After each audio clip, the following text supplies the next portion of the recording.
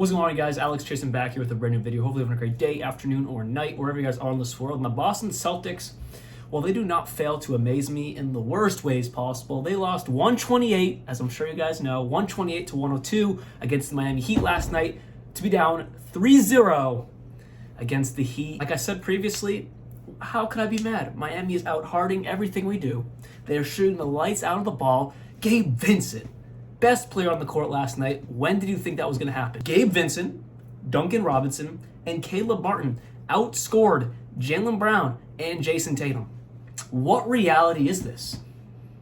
What reality is this? And I'm not mad. All respect to Miami, like I said previously. I love Miami, no hate. There's some Boston Celtics fans that I see on Twitter saying they're grimy and scrubby and not real players. They're just dirty players. I disagree. There's better players right now. That entire Miami Heat team is just outwilling everything Boston does. The only two people on the Celtics side of the ball that are remotely trying, I'll say three, is Robert Williams, Grant Williams, and Al Horford. Al Horford's in the damn coach's seat because Joe Mazzulla doesn't even know what to do. And I'm not even putting the blame on Joe Mazzulla. He's a rookie coach, put into a tough situation because of Ime Udoka's terrible decision-making, before the season started, got him fired.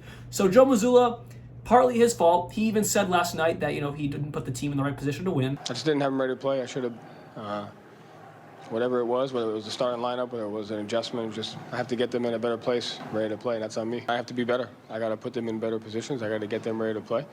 And I have to have the game plan ready for us to be physical and to execute, and it's important that we stick together. So I like seeing him take some ownership. He hasn't really done that this season at all. But at the end of the day, he's not on the court. He was put into a tough situation. And guys like Marcus Smart, Al Horford, Jaylen Brown, Jason Tatum, they've been put into these situations before, and they've won. It's not their first time in the playoffs. It's not their first time in the Eastern Conference Finals. This is not their first time almost on the brink of going to the finals. They've been to the finals before.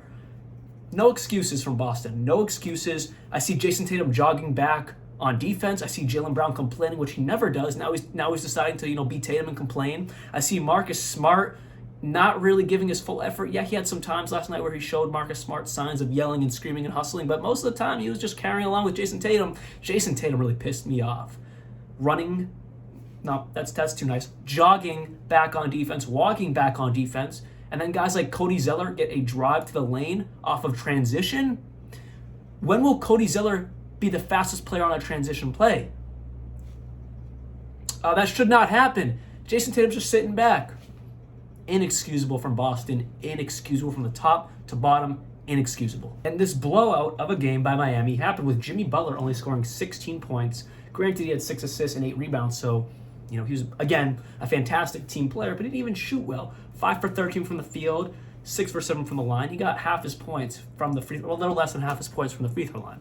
Not the best game from Jimmy Butler, but like I said before, Caleb Martin, Gabe Vicent, and Duncan Robinson, well, yeah, they did their thing. With Gabe Vicent, 29 points, the game's leading scorer, 6 for 9 from 3, 11 for 14 from the field. He had himself a night, a career night, I should say. Off the bench, Duncan Robinson with 22, 5 for 7 from 3. Also off the bench, Caleb Martin with 18 points, 4 for 7 from 3.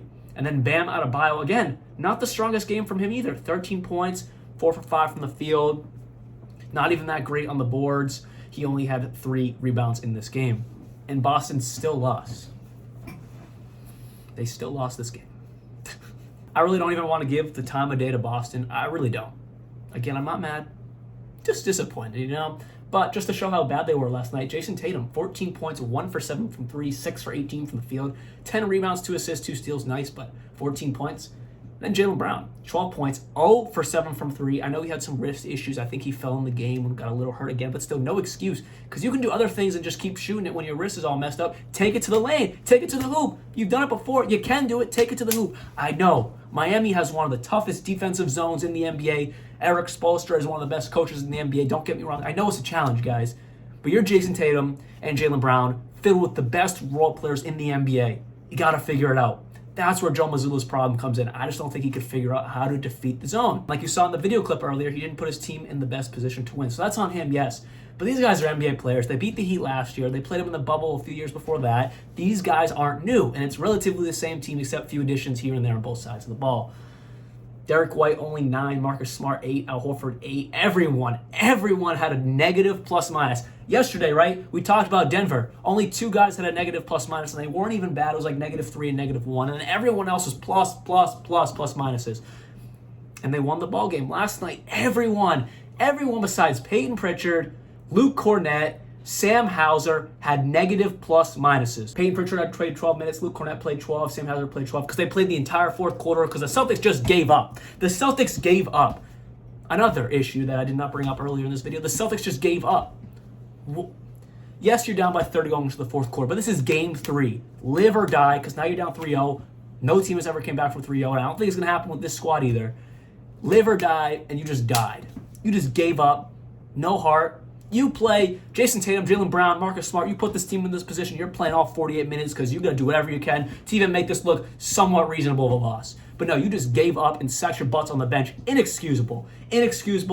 No argument. But yeah, everyone had a negative plus minus except those 4 guys because they played the last 12 minutes of the game and they did relatively well. Sorry for the rant today, but it had to be done. Again, it just had to be done. I couldn't be more happy for Jimmy Butler. He deserves this because he puts his heart on the floor. And then the role players around him that are just performing out of their minds. Caleb Martin, Max Strus also, I didn't even mention him earlier.